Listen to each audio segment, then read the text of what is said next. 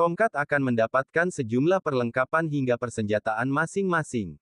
Bahkan, perlengkapan itu disebut bakal membuat tentara Kodim merasa iri lantaran kecanggihannya.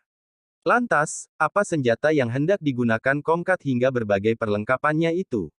Berikut ulasan selengkapnya. Direktur Sumber Daya Pertahanan Kemenhan Brigjen TNI Fahrid Amran dalam agenda launching Latsarmil Komponen Cadangan Bela Negara Indonesia di UPN Veteran memaparkan sejumlah hal mengenai Komkat.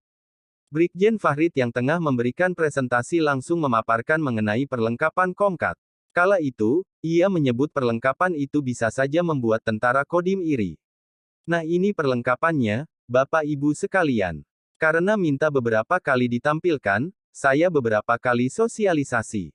Ini saya tampilkan. Tentara ini Komkat bisa bikin ngiri tentara Kodim ini, tentara Kodim saja nggak begini kan, ungkapnya.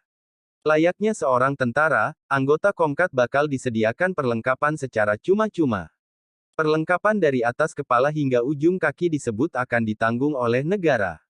Berbagai perlengkapan tersebut antara lain berupa sarung tangan, helm tahan peluru level IIA, rompi tahan peluru level 4, pakaian PDL, sepatu PDL, ransel, topi rimba, kopel rim, kacamata, syal loreng, ponco lapangan, training pack, kaos olahraga, celana olahraga, topi olahraga, sepatu olahraga, kaos kaki olahraga, dan lain-lain.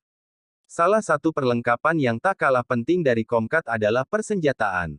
Anggota Komkat disebut akan dilengkapi dengan persenjataan tipe SS2V21A5. Kendati demikian, seluruh perlengkapan tersebut masih merupakan rencana yang dirangkai oleh Kementerian Pertahanan. Hal tersebut masih memerlukan penyesuaian dengan anggaran yang turun dari Kementerian Keuangan. Nah, itu senjatanya. Ini senjatanya saja senjata Kopassus ini. SS2V21A5 jenisnya, itu ada pegangan tangannya. Nah, ini yang kita rencanakan, tapi nanti ada penyesuaian dengan anggaran yang turun ya, paparnya. Antusiasme masyarakat dengan Komkat disebut juru bicara Menteri Pertahanan RI Dhanil Anzar cukup luar biasa. Hal ini ditunjukkan dengan adanya 10.000 pendaftar yang siap melakukan serangkaian tahapan seleksi. Usai pendaftaran ini, seluruh pendaftar akan melalui tahapan seleksi kompetensi, dan tentu dengan protokol kesehatan yang ketat, di rindam-rindam yang ada di Pulau Jawa. Sampai ditutup pendaftaran komponen cadangan di Pulau Jawa, pada tanggal 7 Juni yang lalu, jumlah pendaftar sangat antusias, sampai ditutup jumlah pendaftar baik online maupun offline mendekati 10.000 orang, kata Dhanil dalam siaran pers yang diterima Merdeka. Kendati telah dilakukan rekrutmen Komkat, namun landasan hukum dari hal ini justru masih diusut di Mahkamah Konstitusi (MK). Sebab, rekrutmen Komkat disebut memiliki pro kontra. Buntutnya, Undang-Undang Pengelolaan Sumber Daya Nasional untuk Pertahanan Negara (UU PSDN) digugat oleh Tim Advokasi untuk Reformasi Sektor Keamanan.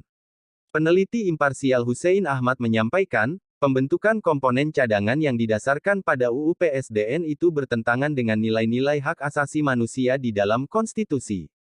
Kemudian pembahasan UU PSDN pun terbilang terburu-buru dan minim partisipasi publik. Kami menilai pembentukan komponen cadangan yang dilakukan di tengah kebutuhan penanganan serius dari negara dalam menghadapi situasi pandemi COVID-19, menunjukkan rendahnya kepedulian negara akan soal kemanusiaan dalam penanganan pandemi COVID ini. Untuk itu, pada hari ini kami telah mengajukan judicial review sejumlah pasal di dalam UU PSDN ke Mahkamah Konstitusi.